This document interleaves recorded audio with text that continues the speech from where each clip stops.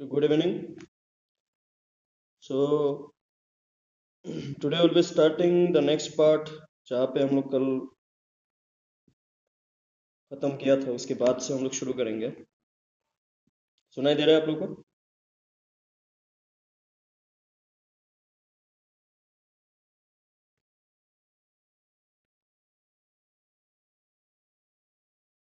चलिए, कल हमने last class we did for minors and cofactors.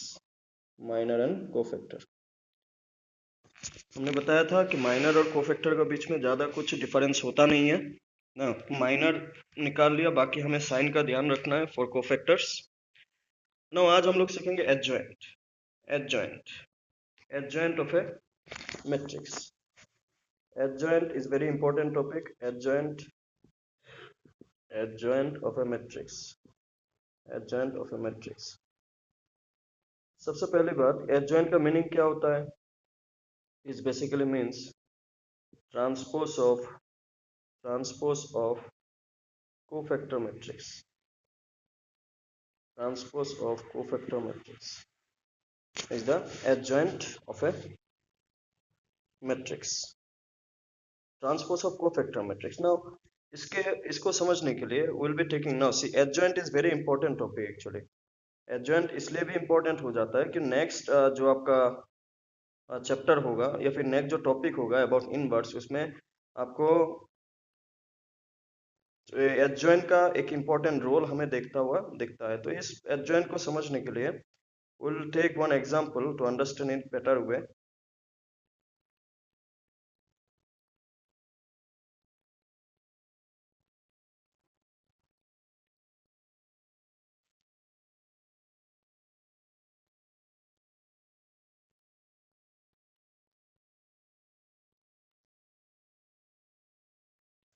सबसे पहले एक 2x2 का देखते हैं। चलिए, सबसे पहले एक 2x2 के लिए देखते हैं, उसके बाद 3x3 के लिए देखेंगे।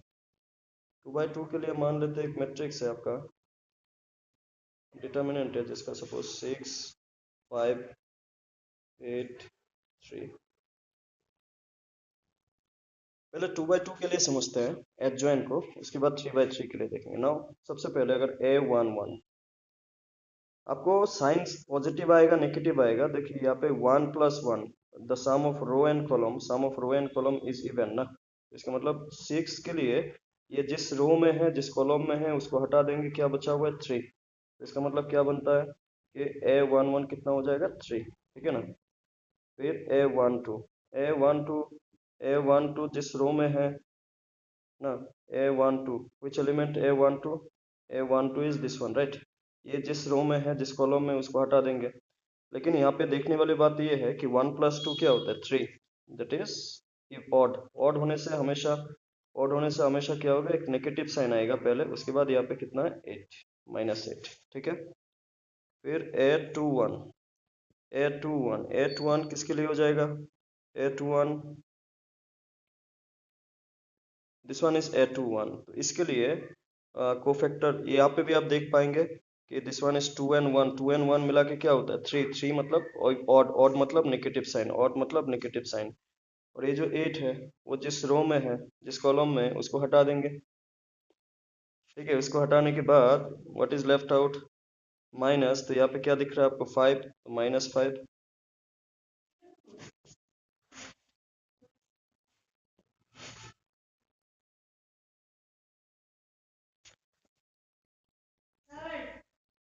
Then A22 what is A22 then,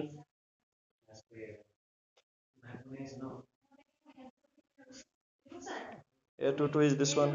ये इसके लिए आपका कोफैक्टर क्या हो जाएगा, दिस वन गायब और 2 + 2 क्या होता है 4। इवन होने से क्या बनेगा 6, ठीक है।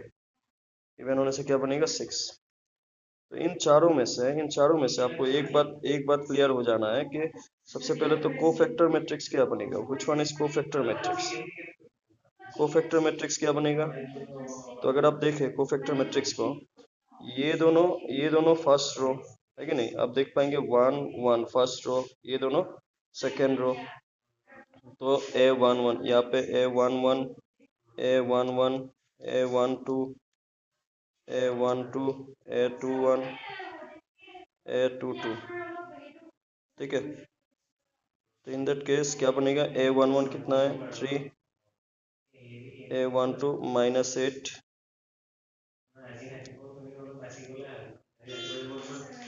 A21 -5, A22 6। ये आपका क्या बन रहा है, cofactor matrix. This one is called as cofactor matrix, ठीक है। This one is called as cofactor matrix ना। इसी मैट्रिक्स को अगर आप ट्रांसपोज करें, अभी आपका कोफैक्टर मैट्रिक्स क्या मिला, 3 -8 -5 6।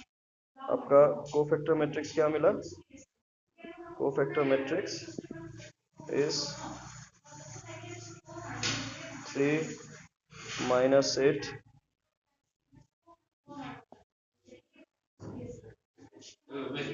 3 -8 -5 6 -5 6।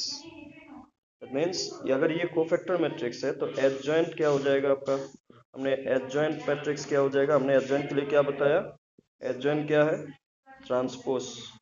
Adjoint is transpose of cofactor matrix. तो ये जो आपको मैट्रिक्स अभी दिख रहा है ना, कोफैक्टर मैट्रिक्स, ये जो आपको कोफैक्टर मैट्रिक्स दिख रहा है ना, इसका अगर आप ट्रांसपोज करेंगे तो आपको क्या मिल जाएगा, एडजॉइंट ऑफ ए मैट्रिक्स। ए अगर मैट्रिक्स का नाम मान ले तो इसका एडजॉइंट क्या, इसका ट्रांसपोज क्या हो जाएगा, this one row one, this one is row one will act as column one, है कि नहीं, and row two will act as column two. This one is the adjoint of the given matrix, जिसके बारे में हमने पूरा का पूरा अभी डिस्कशन किया। This one is the matrix जिसका हमने सबसे पहले क्या निकाला, कोफैक्टर निकाला। कोफैक्टर निकाल के कोफैक्टर मैट्रिक्स को ट्रांसपोज करके हमने क्या निकाल लिया, एडजॉइंट निकाल लिया। So this is the process to find the adjoint of a matrix in case of 2 by 2, in case of 2 by 2, ठीक है, in case of 2 by 2, in case of 2 by 2 matrix। 2 by 2 का clear है कि नहीं, वो बता दीजिए। मैं 3 by 3 का भी आपको एक दिखाऊंगा अभी। I'll show you one 3 by 3। 3 by 3 का कैसे एडजॉइंट निकालते हैं उसको भी डिस्कस करेंगे। पहले इसका एक बार बताइए क्लियर है कि नहीं है।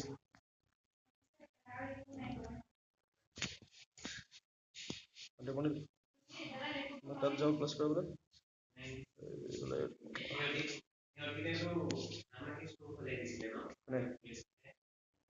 पुलिस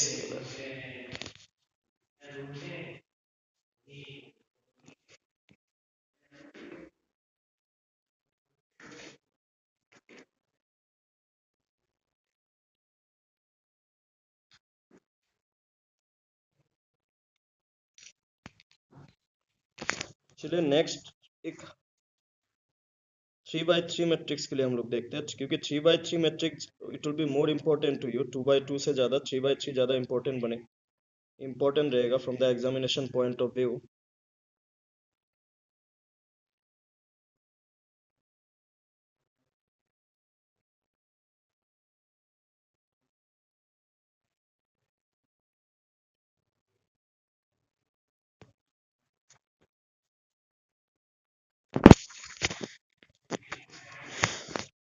Let us consider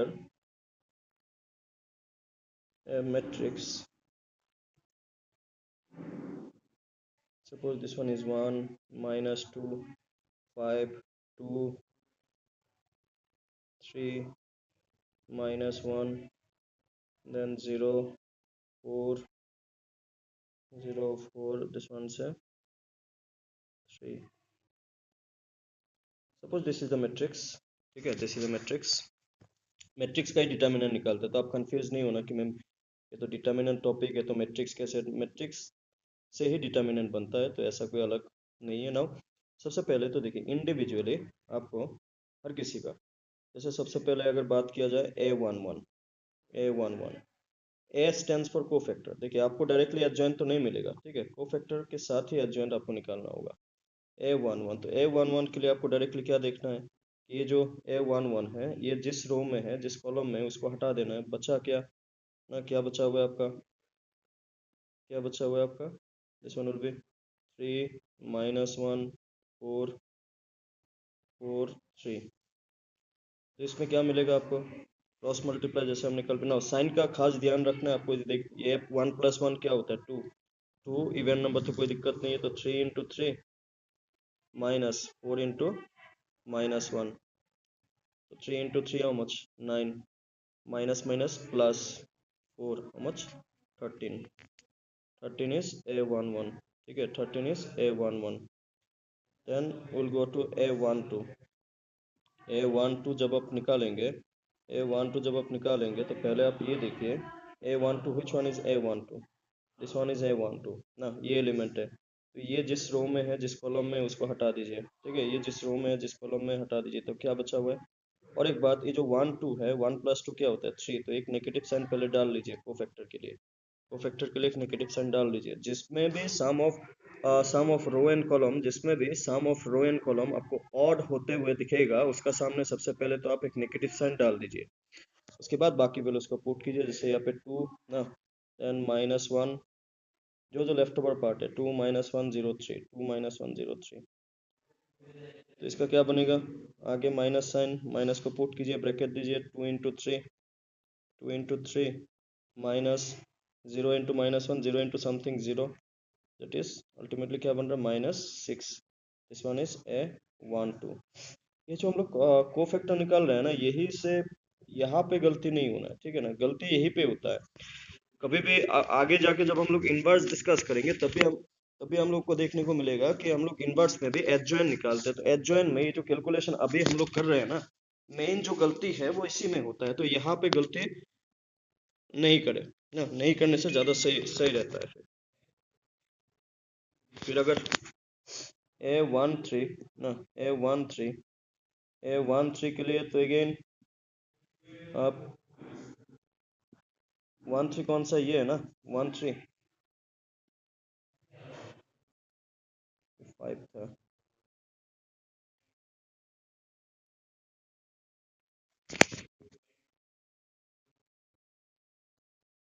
ये 13 कौन सा है आपका, ये 13। इसके लिए क्या बनेगा, ये हट गया, ये हट गया, क्या बचा हुआ है आपका, फिर क्या बचा हुआ है आपका, ये चारों में 2 3 2 3 0 4। यहाँ पे 1 + 3 इवन है, कोई दिक्कत नहीं है। तो again 2 × 4 minus 0 × 3, that is 8। 8 is A13, ठीक है, 8 is A13। देन A21 ना, A21, तो A21 है, तो इसका मतलब सबसे पहले तो एक नेगेटिव साइन। फिर जो A21 किसका बारे में बात हो रहा है, पहले तो उसको देख लेते हैं, उसके बाद किसको हटाना है वो हम लोग देखेंगे ना। A21 में कौन कौन है, दिस वन इज A21। तो ये जिस रो में है, जिस कॉलम में है, ये हट गया, क्या बचा हुआ है, -2, देन 5 ना, देन 5, देन 4 एंड 3। तो इसमें भी माइनस बाहर है, इसमें -2 × 3 क्या बनेगा, -6 ना, बीच में माइनस। देन 4 × 5 कितना, 20, 4 × 5 20।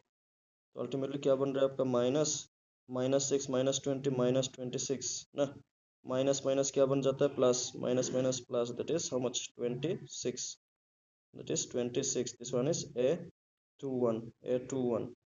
तो ऐसे इंडिविजुअली हर एक को फैक्टर को पहले निकाल लेना होगा। तो ये तो हो गया पहले का 4 ना। इसके बाद 2 2, देन 2 3, इसको भी देखना होगा, इंडिविजुअली हर एक को निकालना होगा इंडिविजुअली।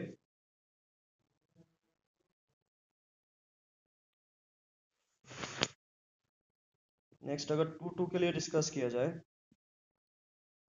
2 2 कौन है, ये है, ये जिस रो में है, ये जिस कॉलम में, ये हट गया। तो नेक्स्ट पेज में जब क्या क्या बचा होगा, A22, A22 क्या हो जाएगा फिर ना, 2 + 2 इवन होता है, तो साइन का कोई दिक्कत नहीं है। इसमें क्या आएगा एक बार देख लेते हैं। A22 में 1 1 5 0 3, 1 5 0 3, 1 5 0 3, 1 5 0 3। तो ये दोनों मल्टीप्लाई 1 × 3 माइनस 0 × 5, तो 3। ये हो गया A22, ठीक है ना, ये हो गया A22। फिर कौन आएगा, A23। 23 है तो नेगेटिव साइन आएगा, ठीक है ना, नेगेटिव साइन आएगा। फिर 2 3 आपको ये देखना होगा,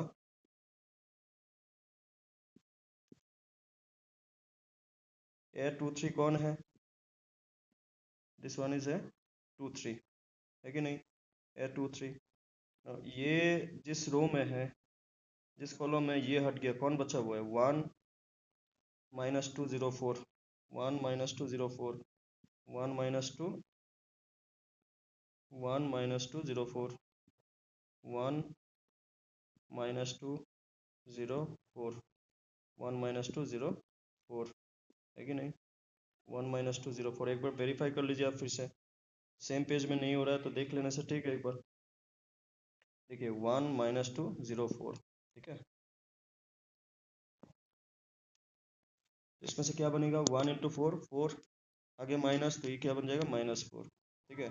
सिमिलरली ए 3 1, इसमें पॉजिटिव भी होगा, कोई दिक्कत नहीं है, ठीक है, पॉजिटिव भी होगा, कोई दिक्कत नहीं है। ए 3 1 के लिए, ए 3 1 कौन सा है, पहले उसको देख लेते हैं। उसके मुताबिक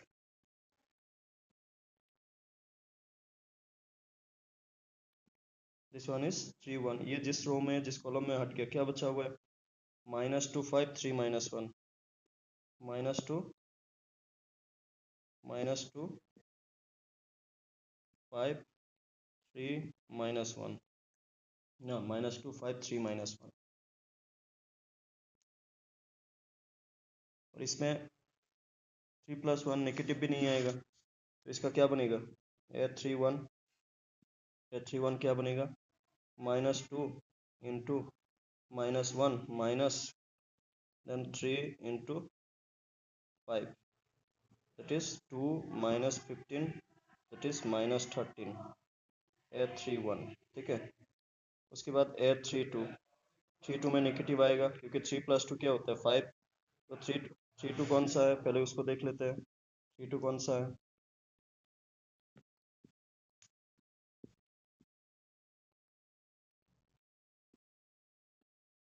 दिस वन इज 3 2 ना, तो ये जिस रो में है, जिस कॉलम में, वो हट गया, क्या बचा हुआ है, 1 2, और इधर 5 - 1, 1 2 5 - 1, 1 1 2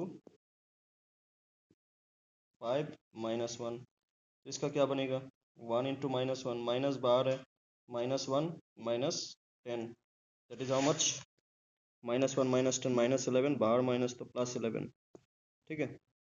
और लास्ट वन इज ए 3 3, इसमें पॉजिटिव ही आएगा ना, पॉजिटिव भी आएगा, पॉजिटिव में कौन कौन आएगा अभी, इसमें से देख लेने से,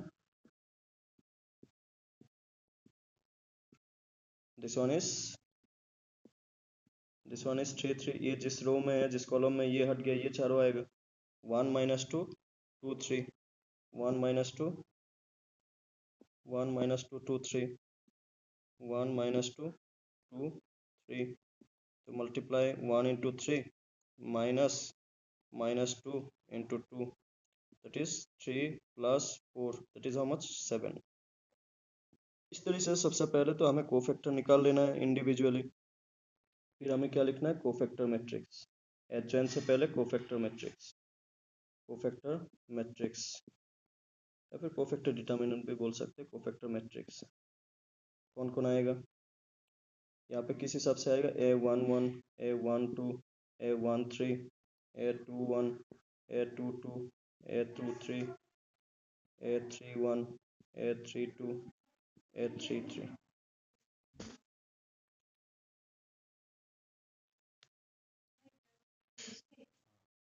तो यहाँ पे सबसे पहले देख लेते हैं, A11 क्या आया, 13 -6 8, 13 -6 8, ठीक है। देन दूसरे में क्या क्या आया, यहाँ पे आया 26 26 3 -4, 26 3 -4, 26 3 -4। थर्ड में कौन कौन आया, -13 11 7, -13 11 7, -13 11 7, this one is cofactor matrix, this one is cofactor matrix।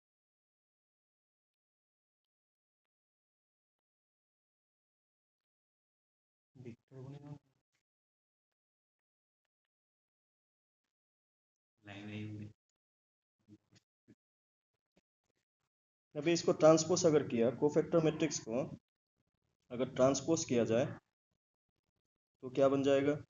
Adjoint of matrix, adjoint of matrix, adjoint of matrix. इसको ट्रांसपोज कर दीजिए आप, एडजॉइंट मिल जाएगा आपको। This one will be adjoint of A is the matrix, मान लीजिए ए is the matrix ना।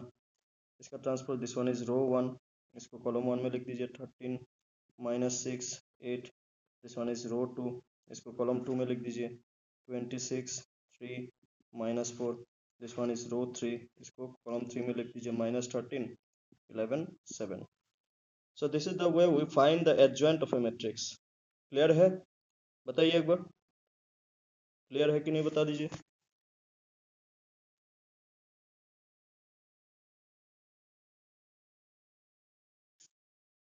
Clear? काय चुम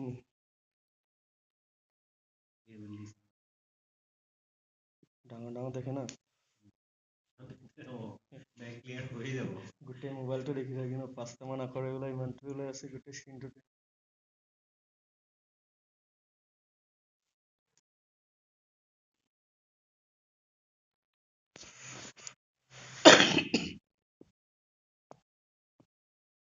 तो देखिए ये जो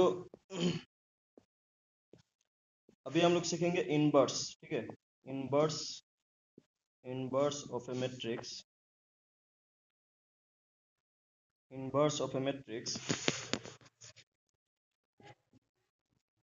using determinant, using determinant.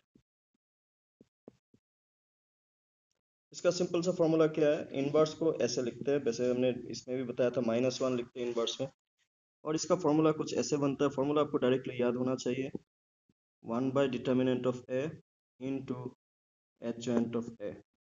This is the formula we apply to find the inverse of a matrix using determinant. Adjoint of A अभी हमने निकालना सीखा, उसी को अगर डिटर्मिनेंट से डिवाइड कर दिया, we get the value of inverse. तो ये जो क्वेश्चन हमने अभी शुरू किया ना, इसी का इनवर्स आपको निकाल के दिखाते हैं। उसके लिए सिर्फ हमें एडजॉइंट ए तो ऑलरेडी हमने निकाल लिया, एडजॉइंट ए तो ऑलरेडी हमने निकाल लिया, एडजॉइंट निकाल लिया। सिर्फ हमें क्या करना है अभी? डिटर्मिनेंट निकालना है, ठीक है, डिटर्मिनेंट निकालना है, मैट्रिक्स का डिटर्मिनेंट निकालना है। तो मैट्रिक्स, मैट्रिक्स क्या था? पहले तो मैट्रिक्स को देख लेते हैं, ठीक है ना, मैट्रिक्स को देख लेते हैं, मैट्रिक्स को देख ले, मैट्रिक्स को वापस लिख लेते हैं ताकि जिसका डिटर्मिनेंट निकालने में आसान हो। 1 - 2 5, 1 - 2 5, ए क्या था? 1 - 2 5, देन 2 3 -1, 2 3 -1, 2 3 -1, then 0 4 3, 0 4 3, 0 4 3। तो इसको क्या करना होगा हमें?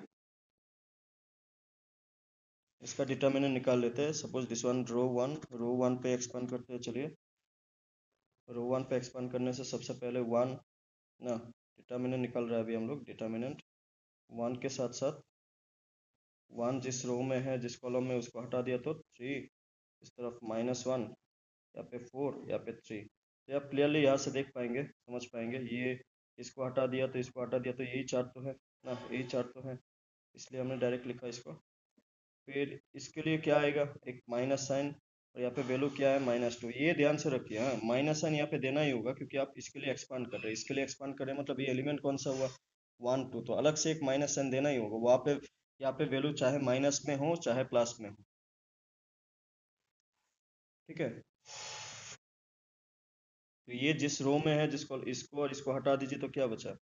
2 -1 0 3, ठीक है। फिर 1 3, इसके लिए प्लस आएगा, इसके लिए प्लस आएगा। तो ये जिस रो में है, ये जिस रो में है, जिस कॉलम में, हटा दीजिए तो 2 3 0 4, ठीक है, 2 3 0 4। तो डिटर्मिनेंट कितना आ रहा है फिर? 1। यहाँ पे क्या बन रहा है? 6 माइनस माइनस प्लस 4, ठीक है, डायरेक्ट कर रहा है अभी। यहाँ पे माइनस माइनस प्लस 2, यहाँ पे 6 - 0, प्लस 5 8 माइनस 0। तो यहाँ पे क्या बन रहा है 10, 10 इंटू 1 10, यहाँ पे 2 इंटू 6 12, यहाँ पे 40। तो कितना बन रहा है आपका 50 62। 62 क्या है डिटर्मिनेंट है, 62 क्या है डिटर्मिनेंट है। ठीक है, तो इसका मतलब इनवर्स क्या हो जाएगा इसका। इनवर्स का फॉर्मूला हमने क्या लिखा, इनवर्स का फॉर्मूला हमने लिखा adjoint of A by determinant of A. Determinant of A, ये दोनों ही हमने अभी अभी निकाल के रखा, ये दोनों ही अभी अभी हमने निकाल के रखा। ठीक है, तो अल्टीमेटली अभी अभी हमने इनवर्स इक्वल टू डिटर्मिनेंट, अभी अभी हमें क्या मिला, इसको पहले पुट कर देते हैं यहाँ पे। डिटर्मिनेंट क्या मिला 62। ठीक है ना, डिटर्मिनेंट क्या मिला 62, 1/62 यहाँ पे लिख दिया। ठीक है, 1/62 और साथ में क्या है एडजॉइंट ऑफ ए। तो एडजॉइंट ऑफ ए क्या मिला, उसको भी हमने अभी अभी लिखा था ना, यहाँ पे एडजॉइंट ऑफ ए लिखा हमने, ये तो हो गया ए। एडजॉइंट ऑफ ए कहाँ पे लिखा हमने, this one is adjoint of A. ठीक है, दिस वन इज, इसको लिख देते हैं जैसे है वैसे लिखेंगे। 13 माइनस 26 माइनस 13, 13 माइनस 26 13। ठीक है, इसके बाद क्या मिला, और 26 माइनस 13, ओके, -6 3 11, -6 3 11, -6 3 11। यहाँ पे माइनस नहीं है, यहाँ पे माइनस है। ठीक है, और थर्ड रो क्या था, थर्ड रो को भी देख लेते हैं, थर्ड रो को भी देख ले। थर्ड रो क्या है 8 माइनस 4 7, 8 माइनस 4 7, 8 माइनस 4 7। इस तरीके से क्या निकालते हैं, इनवर्स निकालते हैं। ठीक है, इनवर्स निकालने के लिए आपको क्लियर फॉर्मूला मालूम होना चाहिए, एडजॉइंट कैसे निकालते हो मालूम होना चाहिए, डिटर्मिनेंट कैसे निकालते हो मालूम होना चाहिए। इसको आप ऐसे भी रख सकते हैं, या फिर डिटर्मिनेंट के रूल के मुताबिक इसको अगर आप अंदर में डालेंगे तो क्या हो जाएगा, ये सब के साथ सबको डिवाइड करेगा। इसको आप ऐसे भी लिख सकते हैं 13/62, 26/62 माइनस 13/62 माइनस 6/62, 3/62, 11/62, 8/62 माइनस 4/62 एंड 7/62। इसको इस तरीके से भी लिख सकते हैं, इसको इस तरीके से भी लिख सकते हैं। देख लीजिए एक बार, समझ में आ रहा है कि नहीं बताइए एक बार, क्लियर है बताइए एक बार। क्लियर है, এটা দেখতে যে ক্লিয়ার है দেবো नहीं।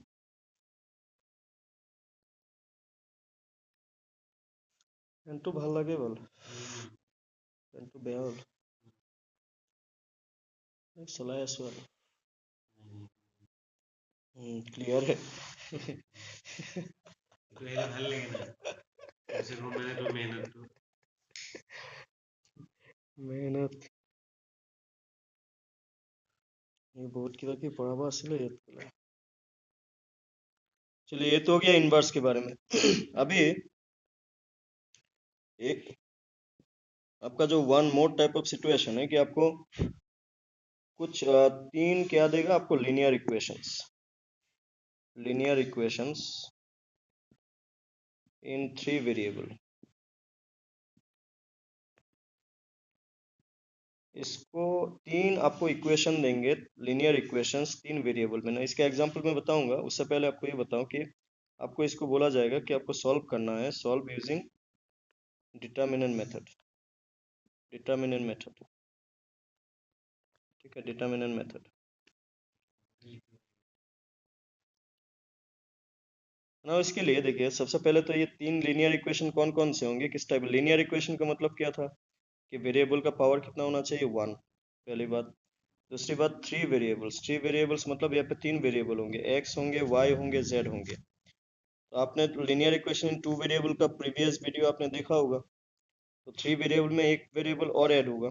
इसका अगर जनरल इक्वेशन देखा जाए ना, इसका अगर जनरल इक्वेशन देखा जाए तो इसको किस तरीके से लिखते हैं, a1x plus b1y plus c1z equal to d1, then a2x plus b2y plus c2z equal to d2 and a3x plus b3y plus C3Z equal to D3। ये होता है जनरल एक्सप्रेशन। यहाँ पे जो A1 ना, यहाँ पे जो ये A1 B1 C1 then A2 B2 C2 then A3 B3 C3, ये सबको क्या कहते हैं? कोफिशिएंट ना। ये आपने पहले भी पढ़ा होगा, coefficient, they are called as coefficient ना। इसी तीन इक्वेशन को आप क्या कर सकते हैं? तीन मैट्रिक्स में कन्वर्ट कर सकते हैं। You can convert this three equation into three matrix।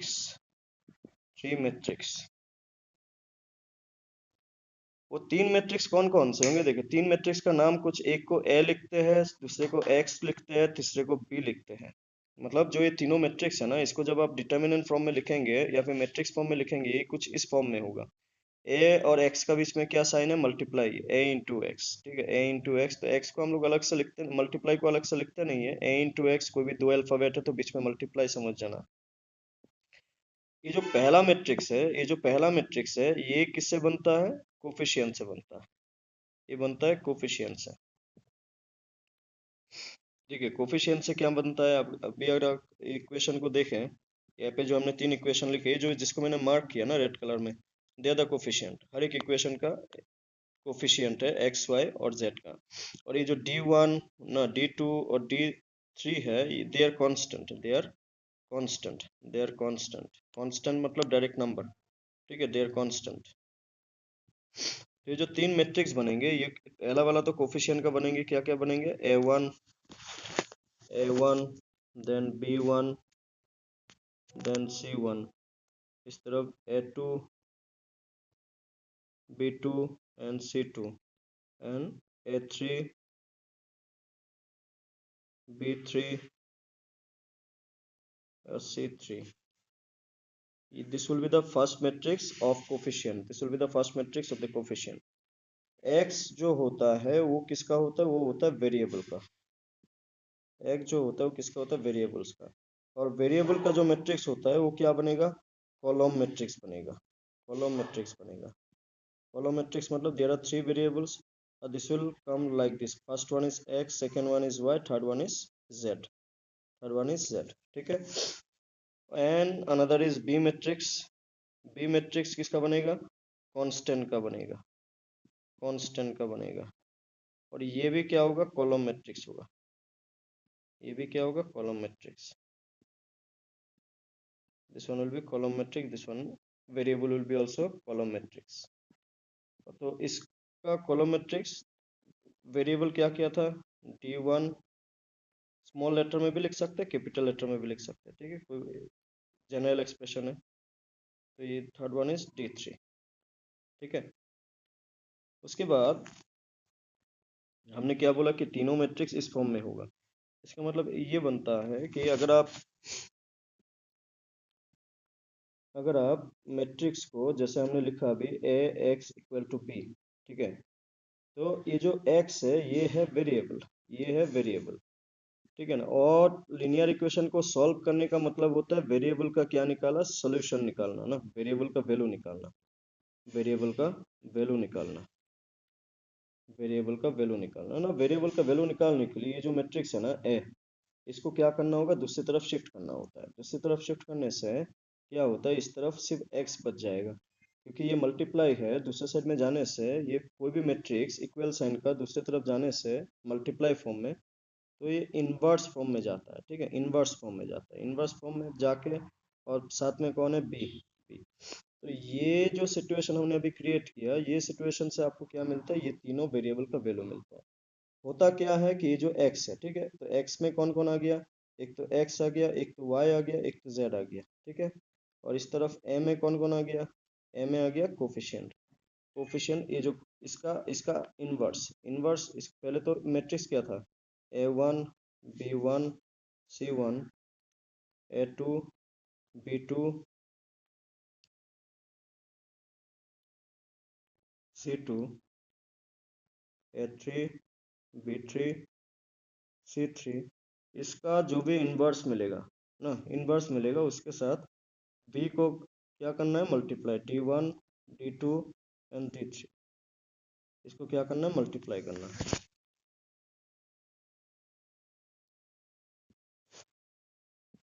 ना। ये जो मैट्रिक्स है जिसको हम लोग ए इनवर्स बोल रहे हैं ना, this one is A inverse.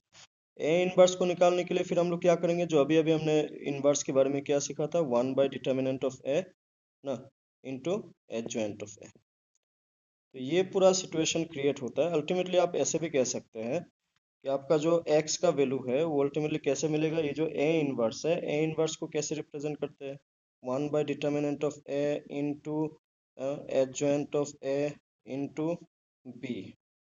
ये पूरा सिचुएशन क्रिएट होके आपको किसका वैल्यू मिलता है, एक्स का, या फिर एक्स जो मैट्रिक्स है जिसमें आपका वेरिएबल है। आप अगर ये पूरा मल्टीप्लाई अगर आप सही तरीके से किया ना, ये जो पूरा मल्टीप्लाई आप सही तरीके से किया, इन दैट केस आपको एक्स का वैल्यू जैसे कि एक्स वाई जेड, और इस तरफ भी आपको ऐसे तीन वैल्यू ही मिलता हुआ दिखेगा। इस तरफ भी आपको ऐसे तीन वैल्यू ही मिलता हुआ दिखेगा एकदम फाइनल कैलकुलेशन करने के बाद, विदाउट मिस्टेक अगर आपने किया तो ऐसे दो मैट्रिक्स जब भी इक्वल होते हैं, हमने इक्वलिटी ऑफ मैट्रिक्स में सीखा था कि ये जो x है, ये x किसके साथ इक्वल होगा, a के साथ। x इक्वल a हो जाएगा, फिर y इक्वल क्या हो जाएगा, फिर b हो जाएगा। y इक्वल क्या हो जाएगा, b हो जाएगा। और z इक्वल क्या हो जाएगा, c हो जाएगा। z इक्वल क्या हो जाएगा, c हो जाएगा। और हमें ये पूरा सोल्यूशन हम लोग करते हैं ताकि जो वेरिएबल का वैल्यू है या फिर एक्स वाई जेड का जो वैल्यू है उसको निकाला जा सके।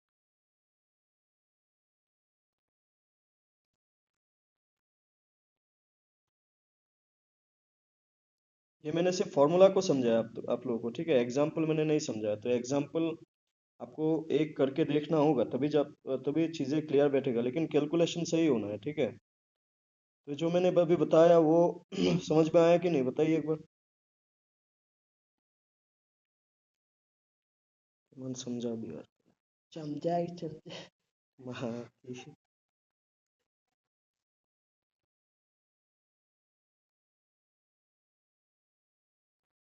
उठला এটা ভাল যেতিয়া মন নাযায় ठीक है, आज हो जाएगा। चल चल जाए, समझा है हाँ। मुझे देखो क्लियर क्लियर समझा समझा।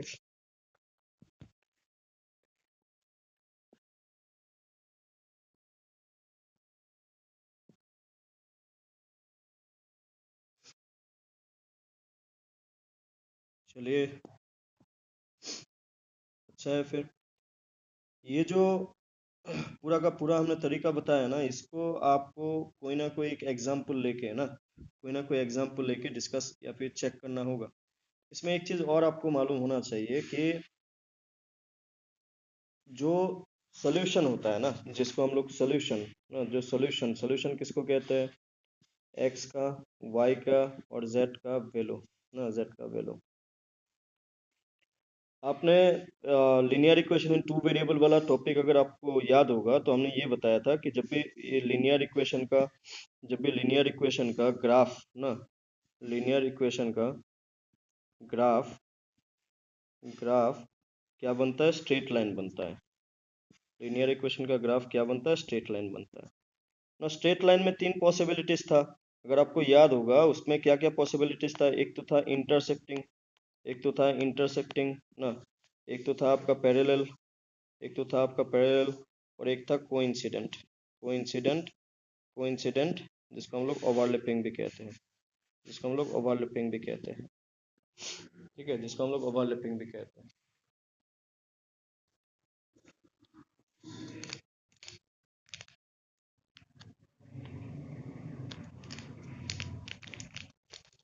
नाउ अगर आपको याद होगा हमने ये भी डिस्कस किया था कि जो आप सॉल्यूशन सिर्फ किसका निकाल सकते हैं, सॉल्यूशन सिर्फ आप इंटरसेक्टिंग वाला को निकाल सकते हैं।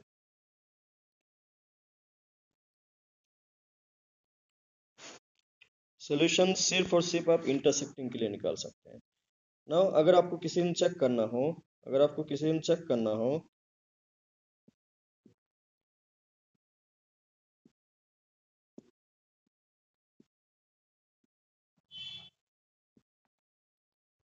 अगर आपको किसी दिन चेक करना हो कि इंटरसेक्टिंग होगा कि नहीं होगा, मतलब आपको सोल्यूशन मिलेगा कि नहीं मिलेगा, ठीक है ना, सोल्यूशन मिलेगा कि नहीं मिलेगा, तो उसके लिए आपको क्या तरीका बताया था कि अगर किसी भी मैट्रिक्स का डिटर्मिनेंट जीरो होता है तो इसको कहते हैं नो सोल्यूशन, इसको कहते हैं नो सोल्यूशन। तो फिर इसको नॉन सिंगुलर भी कहते हैं, नॉन सिंगुलर भी कहते हैं। सिंगुलर का मतलब होता है सिंगल सोल्यूशन, और हमें सिंगल सोल्यूशन ही मिलते हैं, इसलिए तो इसको इंटरसेक्टिंग कहते हैं। सिंगल सोल्यूशन को ही तो इंटरसेक्टिंग कहते हैं, है कि नहीं, सिंगल सोल्यूशन को ही तो इंटरसेक्टिंग कहते हैं। और इफ डिटर्मिनेंट ऑफ ए का वैल्यू जीरो के बराबर नहीं आया, देन इसको हम लोग क्या कहते हैं, सिंगुलर। देन इसको हम लोग क्या कहते हैं, सिंगुलर। और सिंगुलर का मतलब होता है हैविंग ना, हैविंग सॉल्यूशन, हैविंग सॉल्यूशन, ठीक है, हैविंग सॉल्यूशन। तो हमें सॉल्यूशन होने वाला ही चाहिए, ठीक है ना। तो हमें अल्टीमेटली आप ऐसे बोल सकते हैं कि हमें जो भी क्वेश्चन मिलेगा, अगर क्वेश्चन में पूछ लिया कि सिंगुलर है या नहीं है, आपको डिटर्मिनेंट निकाल के चेक कर लेना है, ठीक है, डिटर्मिनेंट निकाल के चेक कर लेना है। अगर डिटर्मिनेंट का वैल्यू जीरो नहीं आया तो सिंगुलर है। सिंगुलर है मतलब हैविंग सॉल्यूशन। हैविंग सॉल्यूशन का सिंपल सा मतलब ये बनता है कि आप जो मेथड हमने पूरा का पूरा बताया ना अभी कि एक्स का वैल्यू कैसे निकालते हैं, एक्स का वैल्यू निकालते हैं ए इनवर्स इंटू पी ना, ए इनवर्स इंटू पी। और इनवर्स कैसे निकालते हैं, इनवर्स निकालते हैं कि एडजॉइंट ऑफ ए को डिटर्मिनेंट ऑफ ए से क्या कर देना है, डिवाइड कर देना है। या फिर आप इसको वन बाय डिटर्मिनेंट ऑफ ए भी कह सकते हैं, इसको अलग से भी रख सकते हैं। और इंटू एडजॉइंट ऑफ ए ना, इंटू एडजॉइंट ऑफ ए। तो ये तरीका हमने बताया आपको, ठीक है ना। तभी यही तरीका, ये तो हो गया सिर्फ इनवर्स। तो इसका मतलब x का वैल्यू टोटल आप पहले इनवर्स निकाल लीजिए, फिर b के साथ मल्टीप्लाई कर दीजिए। तो अल्टीमेटली आप सोल्यूशन तभी निकाल पाएंगे जब जो इसको as a whole one by determinant of A adjoint of A into P, इन दोनों को मल्टीप्लाई करके भी इससे डिवाइड कर सकते हैं। ये भी एक आप पॉसिबिलिटी है, तो जो आपको ठीक लगे, पहले आप इनवर्स निकाल के फिर बी के साथ मल्टीप्लाई कीजिए। और मल्टीप्लाई कैसे करते हैं ये हमने आपको पहले के वीडियो में भी बताया है, ठीक है। तो इस तरीके से आप क्या कर सकते हैं, सोल्यूशन को निकाल सकते हैं, एक्स का वैल्यू को आप निकाल सकते हैं। एक्स का मतलब जो वेरिएबल है in general X Y Z, उसका वैल्यू को आप क्या कर सकते हैं, फाइंड कर सकते हैं। So this is the complete, you can say, process या फिर method to find the value of variables in case of linear equation. No, linear equation in three variables, three linear equation, no, तीन equations होंगे, ठीक है। So this is the part we should know from the topic determinant. The determinant में एक topic और है जिसको properties of a determinant, जो हमने कल बताया था कि आज डिस्कस करेंगे। उससे पहले अभी जो आज टॉपिक में डिस्कस किया उसमें कुछ डाउट है तो पूछ लीजिए, फिर हम लोग लास्ट टॉपिक जो रहेगा उस टॉपिक इस चैप्टर का डिटर्मिनेंट का, that is properties of determinant, उसको शुरू करेंगे। उससे पहले इस टॉपिक से कुछ डाउट है तो पूछ लीजिए। फिर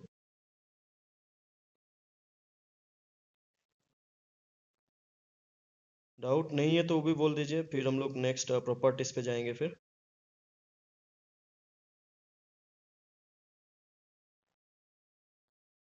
ठीक है,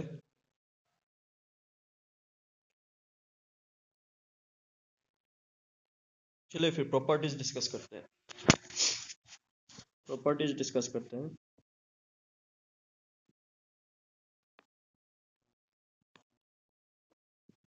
properties of determinant.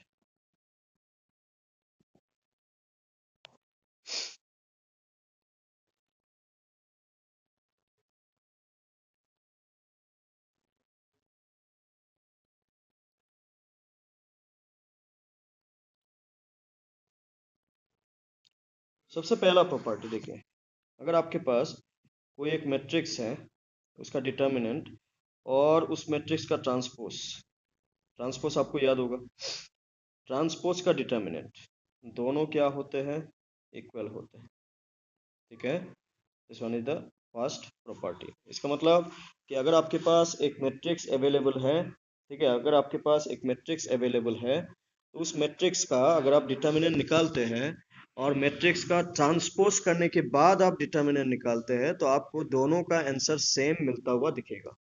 Is it clear? Is it clear? पहला प्रॉपर्टी क्लियर? कोई भी एक मैट्रिक्स का डिटर्मिनेंट और उसका ट्रांसपोज का डिटर्मिनेंट दोनों हमेशा इक्वल आंसर आपको देगा। ठीक है, this is the first property. ठीक है, this is the first property. Now the next property, जिस भी प्रॉपर्टी में डाउट हो तुरंत पूछ लीजिए। ठीक है, तुरंत पूछ लीजिए।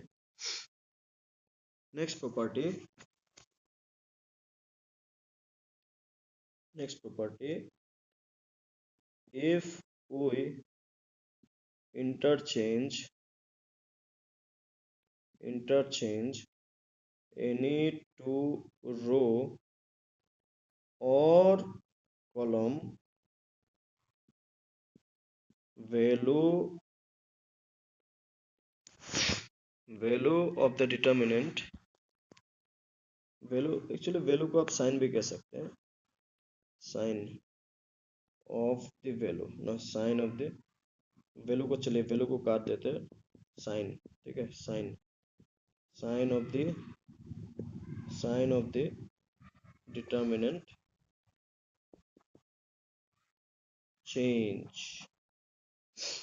इसका मतलब सिंपल सा बात ये है कि अगर आप ऐसे नॉर्मली कोई भी एक सपोज 1 2 3 ना 4 5 6 7 8 9, सपोज इसका आंसर क्या आया, क्या कुछ भी हो सकता है, हमें नहीं मालूम, हमने इसको नहीं निकाला, वैसे मैं बता रहा हूँ।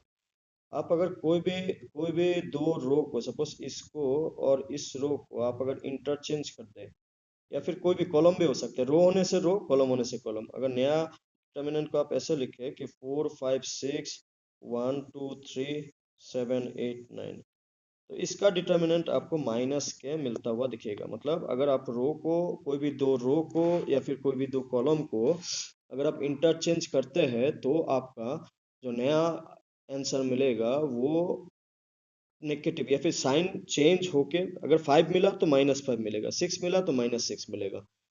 अगर डिटर्मिनेंट -8 मिला था तो उसका जो कोई भी दो रो को अगर आप इंटरचेंज करके फिर आप डिटर्मिनेंट निकालेंगे तो प्लस के मिलेगा। बेसिकली दो रो या फिर दो कॉलम को अगर आप इंटरचेंज करके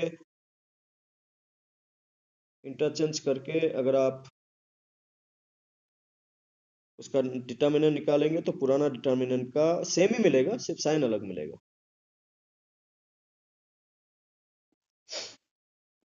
सेकंड प्रॉपर्टी क्लियर है? क्लियर नहीं होने से बता दीजिएगा। हाँ, कोई भी दो रो या फिर कोई भी दो कॉलम को अगर इंटरचेंज किया जाए तो value sign of the determinant changes. Third property क्या कहता है? इफ एनी टू रो और स्लैश कॉलम आर आइडेंटिकल समझते हैं ना आप? Same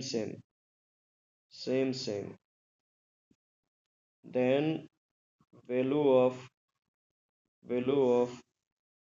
determinant is 0। क्या मतलब है? अगर मैंने यहाँ पे सपोज 1 2 3 लिख दिया, यहाँ पे भी 1 2 3 लिख दिया, यहाँ पे मैं कुछ भी लिखूँ सपोज 4 5 6, इसका आंसर डायरेक्टली आप 0 लिख सकते हैं। 0 किस लिए लिख सकते हैं? क्योंकि दोनों डिटर्मिनेंट क्या है, सेम है ना। यहाँ पे इस प्रॉपर्टी के साथ साथ मैं एक चीज और बता दूं कि सपोज मैंने यहाँ पे लिख दिया 2 4 6, ठीक है, 1 2 3 4 5 6, इसका भी डिटर्मिनेंट 0 आएगा ना। इसका 0 किस लिए आएगा? देखिए, डिटर्मिनेंट का एक पार्ट आपको ये भी मालूम होना चाहिए कि जैसे एक मैट्रिक्स अगर होता है, मैट्रिक्स में अगर मैंने यहाँ पे 1 2 3 4 5 6 लिख के यहाँ पे मैं 2 लिख दिया, तो क्या होगा, ये जो 2 है वो हर किसी के साथ मल्टीप्लाई होगा। ठीक है ना, ये हर किसी के साथ मल्टीप्लाई होगा, मतलब ये क्या बन जाता है, 2 4 6, ये मैट्रिक्स का बात हो रहा है। ठीक है, 8 10 12। लेकिन लेकिन अगर आप सेम चीज आप अगर किसी एक डिटर्मिनेंट के लिए लिखे ना, डिटर्मिनेंट क्योंकि स्क्वायर मैट्रिक्स का ही हो सकता है तो मैं एक्स्ट्रा ऐड कर देता हूँ। तो इस टू को आप किसी एक रो, टू, ये टू मल्टीप्लाई होगा विथ एनी वन रो या फिर कॉलम, सबके साथ मल्टीप्लाई नहीं होगा इन केस ऑफ डिटर्मिनेंट।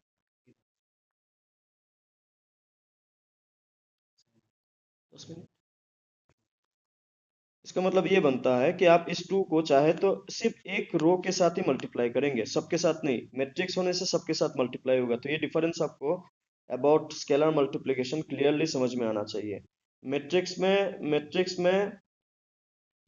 में विथ एवरीवन मैट्रिक्स में विथ एवरीवन, डिटर्मिनेंट में with any one row any column. Suppose ये टू सिर्फ आप ऊपर ही मल्टीप्लाई कीजिए तो क्या बन जाएगा, टू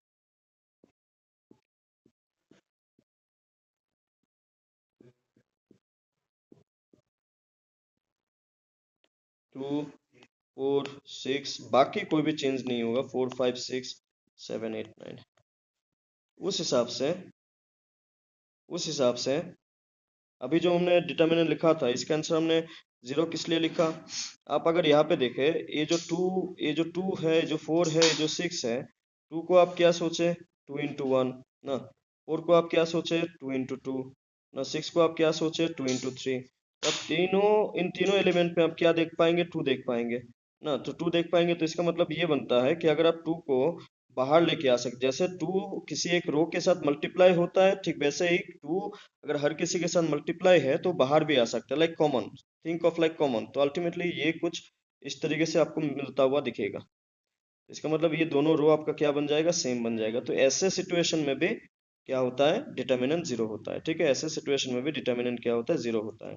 नाउ इसका मैं एक चीज और बताऊं, एक एग्जांपल और दूं। सपोज मैंने यहाँ पे लिख दिया 4 6 8 ना, यहाँ पे मैंने लिख दिया 12 18 24, यहाँ पे मैं लिख दिया 1 2 3। इसका वैल्यू भी जीरो ना, आप यहाँ पे समझ पाएंगे। अगर आप देखें कि सेम नंबर से मल्टीप्लाई हो रहा है, इसका मतलब उसको कॉमन लिया जा सकता है। जैसे 4 into 3, देन यहाँ पे 6 into 3 और यहाँ पे 8 into 3। बन रहा है कि नहीं, बन रहा है ना, इंटू थ्री। तो इन दैट केस अगर मैं थ्री को कॉमन लेके आऊँ तो यही डिटर्मिनेंट आपको, अगर थ्री को कॉमन लेके आओ तो कुछ ऐसा दिखेगा, 4 6 8, देन अगेन 4 6 8, देन 1 2 3। तो ये दोनों रो आपको क्या मिलता हुआ दिख रहा है, सेम से मिलता हुआ दिख रहा है कि नहीं, सेम से मिलता हुआ दिख रहा है। तो अल्टीमेटली इसका आंसर आप क्या पुट कर सकते हैं, जीरो। ठीक है, इसका आंसर आप क्या पुट कर सकते हैं, zero. So this is the third property. ठीक है, this is the third property. Okay, clear है third property.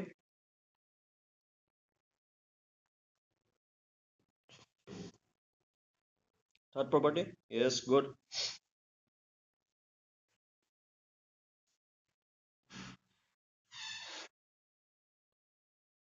Let's go to the fourth property then.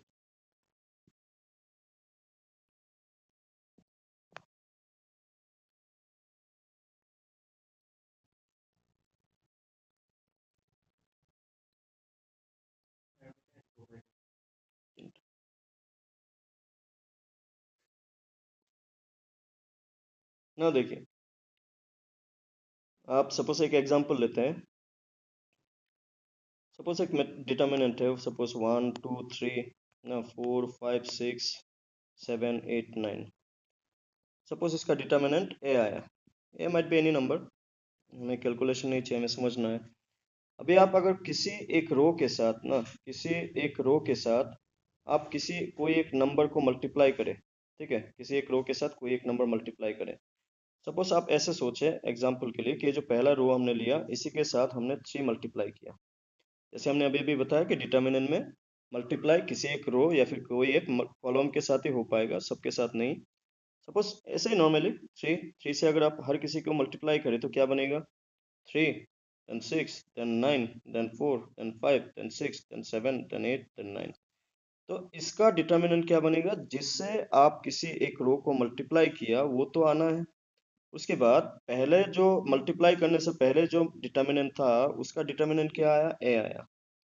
तो जो नया डिटर्मिनेंट बनेगा उसका डिटर्मिनेंट क्या होगा, जो कांस्टेंट आपने मल्टीप्लाई किया था किसी एक रो के साथ, उसके साथ जो डिटर्मिनेंट पहले मिला है उसको मल्टीप्लाई कर देने से हो गया। तो बेसिकली कहने का मतलब यही है कि आप अगर कोई कांस्टेंट को किसी एक रो या फिर किसी एक कॉलम के साथ अगर आप मल्टीप्लाई करते हैं तो जो डिटर्मिनेंट है वो भी उतना टाइम्स मल्टीप्लाई होगा। ठीक है, उतना टाइम्स मल्टीप्लाई होगा।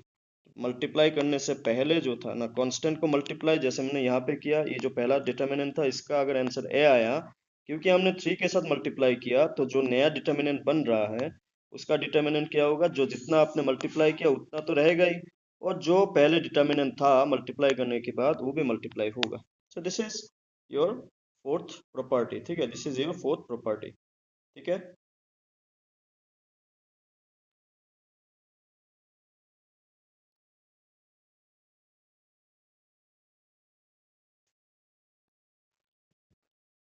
तो नेक्स्ट प्रॉपर्टी क्या कहते हैं कि अगर कोई एक रो में, अगर मैं एक एग्जांपल से दिखाऊं, मान लेते हैं मैं इसको अगर इस तरीके से लिख दे, किसी एक रो में या फिर किसी एक कॉलम में एलिमेंट को अगर आप प्लस फॉर्म में लिखें, जैसे मैं यहाँ पे 2+3 लिख दिया, यहाँ पे मैंने 4+5 लिख दिया, यहाँ पे मैंने 6+7 लिख दिया सपोज। ठीक है, ऐसे ही नॉर्मली यहाँ पे मैं कोई दूसरा बाकी जो दोनों कॉलम है उसमें मैंने डायरेक्टली लिखा 1 2 3, सपोज यहाँ पे 4 5 6।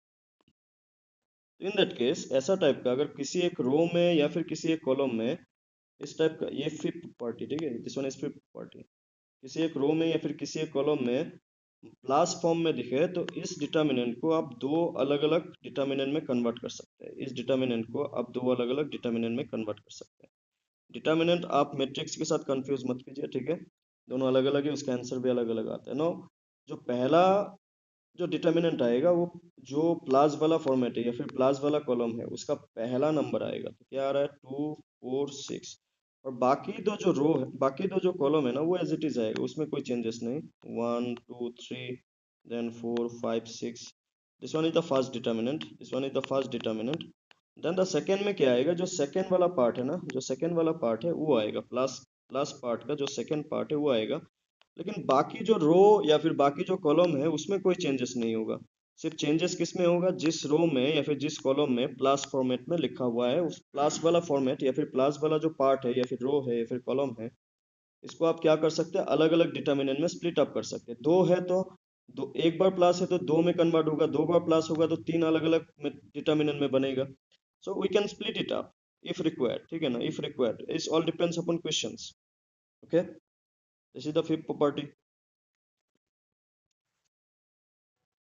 फिफ्थ प्रॉपर्टी क्लियर है कि नहीं, बता दीजिएगा एक बार।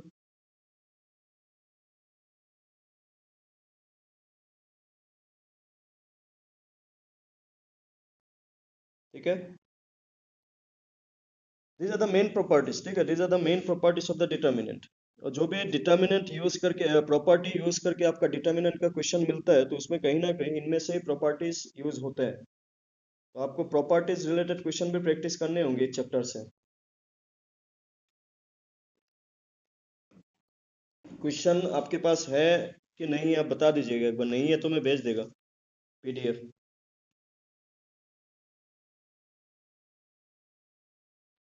आप लोग के पास है क्वेश्चन?